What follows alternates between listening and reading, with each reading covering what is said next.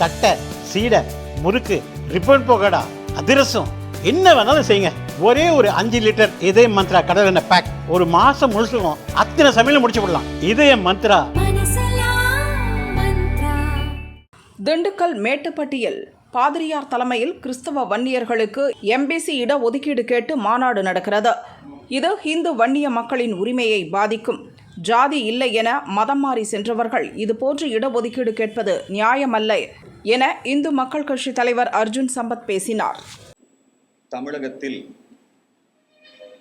திண்டுக்கல் மாவட்டம் வக்கம்பட்டி, மேட்டுப்பட்டி இந்த 2 கிராமத்திலும் மதமாற்றங்கள் நடைபெற்றதன் காரணமாக, கிறிஸ்தவர்களுடைய எண்ணிக்கை அதிகமானதன் காரணமாக அங்கே தமிழர்கள், இந்துக்கள் வாழ்வது, கோயில் திருவிழாக்களை நடத்துவது, இவைகள் எல்லாமே ஒரு மிகப்பெரிய பிரச்சனைக்குரியதாக மாறியிருக்கிறது.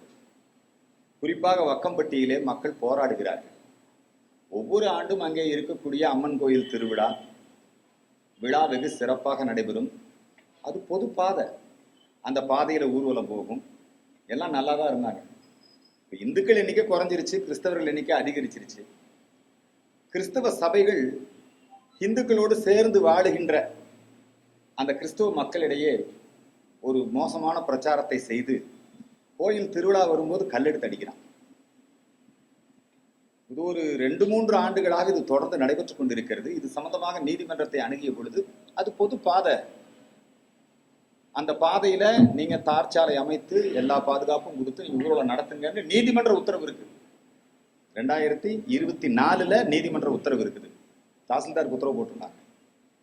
இந்த ஆண்டு கோயில் திருவிழாவின் பொழுது மக்கள் வருகை தருகிற பொழுது, அம்மன் அந்த ஊர்வலம் வருகின்ற பொழுது வேண்டுமென்றே உள்நோக்கத்தோடு ஒரு சிலர் கிறிஸ்தவர்கள் என்கிற போர்வையில, எல்லா கிறிஸ்தவர்களையும் நான் சொல்லலை, ஒரு சில கிறிஸ்தவர்கள் தூண்டிவிடப்பட்டவர்கள் அந்த ஊர்வலத்தின் மீது தாக்குதல் நடத்தி இருக்கிறார்கள். காவல்துறையினர் தாக்குதல் நடத்தியவர்கள் மீது நடவடிக்கை எடுக்காமல் அந்த ஊர்வலத்தை ஆர்கனைஸ் பண்ணவங்க மேல, அந்த மக்கள் மேல நடவடிக்கை எடுத்திருக்கிறாங்க. அந்த மக்களுக்கு ஆதரவாக இருந்த இந்து அமைப்புகளை சேர்ந்தவர்களை கைது செய்திருக்கிறார்கள். இந்த வக்கம்பட்டி கிராமத்திலே நடந்திருப்பது என்பது ஏற்கனவே கன்னியாகுமரியிலே தமிழர்கள் சிறுபான்மையாக இருக்கக்கூடிய பகுதியிலே கிறிஸ்தவர்கள் பிள்ளையார்புரத்தில் இதே மாதிரி கலவரத்தை பண்ணாங்க. கன்னியாகுமரியில் முத்தாரம்மன் கோயில் ஊர்வலத்தில் இது மாதிரி கலவரம் பண்ணாங்க. கன்னியாகுமரியில் எங்கெல்லாம் இந்துக்கள் குறைந்து போகிறார்களோ, தமிழர்களுடைய எண்ணிக்கை சிறுபான்மை ஆகிறதோ, கிறிஸ்தவர்கள் எண்ணிக்கை அதிகரிக்கிறதோ, அந்த இடங்களிலெல்லாம் இத்தகைய பிரச்சனைகள் ஏற்படுகிறது. மண்டைக்காடு அந்த கலவரத்துக்கு பிறகு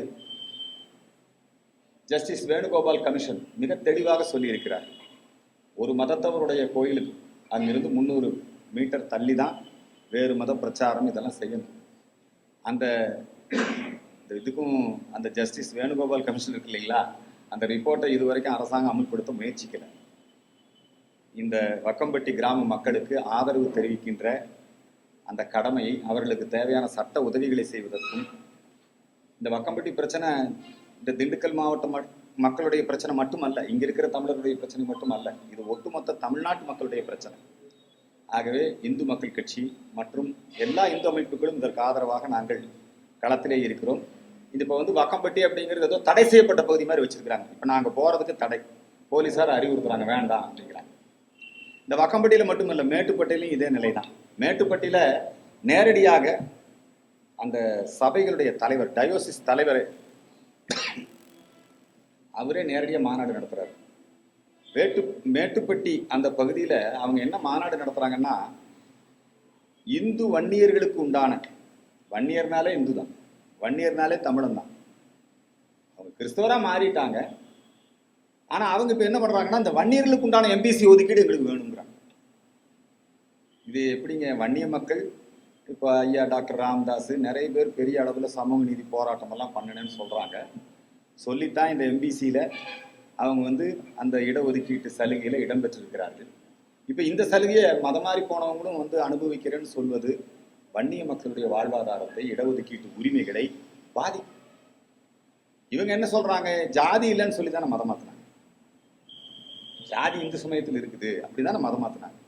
ஆனா மதம் மாறி போன பிறகு ஏதோ 1-2 கிறிஸ்தவர்கள் பண்ணாங்கன்னா பரவாயில்ல, ஒரு திண்டுக்கல் மறை மாவட்ட ஆயரே தலைமை ஏற்று நடத்துறாருன்னா அப்ப இது என்ன அர்த்தம்? அது கிறிஸ்தவ மதம் ஜாதியை ஆதரிக்கிறதா? இதுக்கு யாரெல்லாம் ஆதரவுனா திருமாவளவன் ஆதரவு. ஏன் இன்னும் வியப்பா, எனக்கெல்லாம் ரொம்ப வியப்பா இருக்கு, டாக்டர் ராம்தாஸே ஆதரிக்கிறாரு. இது என்ன சமூக நீதி? இது வன்னிய மக்களுக்கு செய்யக்கூடிய துரோகம் இல்லையா? அதனால அவங்க எல்லாம் மனமாற்றம் அடையணும்.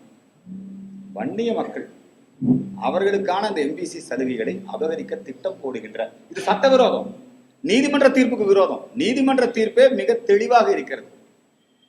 சமீபத்துல தென்காசிக்கு பக்கத்துல ஒரு கிராம பஞ்சாயத்துல மதமாறி சென்றவர், அந்த கிராம பஞ்சாயத்து தலைவர் பதவி என்பது பட்டியலின மக்களுக்கானது. இவங்க போலி சான்று கொடுத்து, இவங்க கிறிஸ்தவரா மாறிட்டாங்க, ஆனா சான்று கொடுத்து வந்தாங்க, நீதிமன்றம் அவர்களை பதவி நீக்கம் செய்திருக்கிறது. இதுதான் சட்டம். அதனால இந்த சட்டவிரோத செயலை இங்கே கிறிஸ்துவ மிஷனரிகள் முன்னிட்டு நடத்துகிறார்கள்.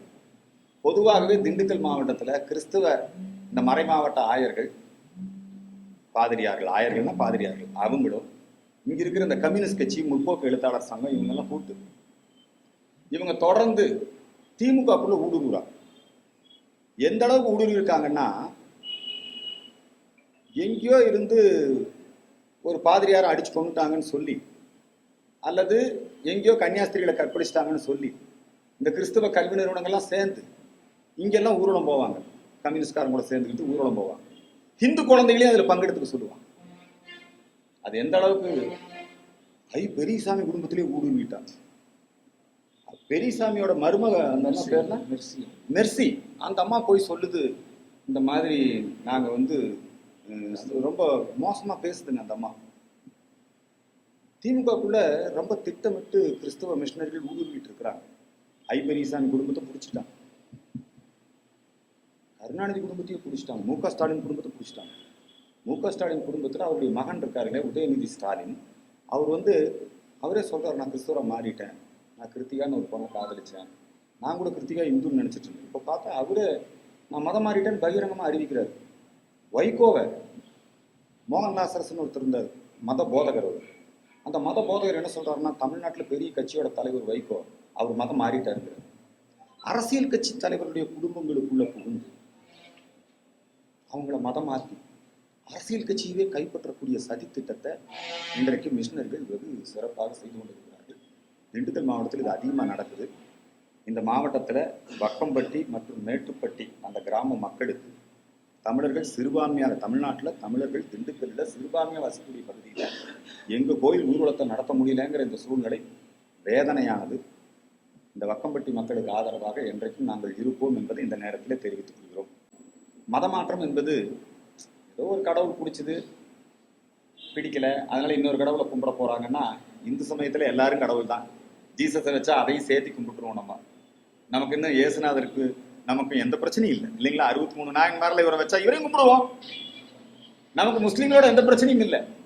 ஆனால் மதம் மாறிவிட்டால் அவன் என்ன பண்றான்னா, குலதெய்வம் வேண்டாங்க. மதம் மாறிட்டா என்னங்கிறான், இந்த கலாச்சாரம், இந்த பண்பாடு, தாய் மகன் உறவு, கணவன் மனைவி உறவு, குடும்பம் சிதைந்து போகிறது, கலாச்சாரம் பண்பாடு மாறி போகிறது. அதனாலதான் ஜெயலலிதா அம்மாவே என்ன பண்ணாங்கன்னா, மோசடி மதமாற்ற தடை சட்டம் கொண்டு வந்தாங்க. அதை இந்த முஸ்லீம் கிறிஸ்தவர்கள் ஓட்ட காட்டி, இந்த தீகா கம்யூனிஸ்ட் இவங்கெல்லாம் பிரச்சாரம் பண்ணி மறுபடியும் அதுல இருந்து அவங்க பின்வாங்கினாங்க. மதமாற்றம் மிகப்பெரிய தீய விளைவுகளை நம்முடைய இந்த தமிழ் சமூகத்தில் ஏற்படுத்தி இருக்கிறது. அரசியல் கட்சிகளை கைப்பற்றுகிறார். எங்க தொழிற்சாலை துவங்கணும், சர்ச்சு முடிவு பண்ணுது. கூடங்குளத்துல மின்சாரம் வேணுமா வேண்டாமா யார் முடிவு பண்றா?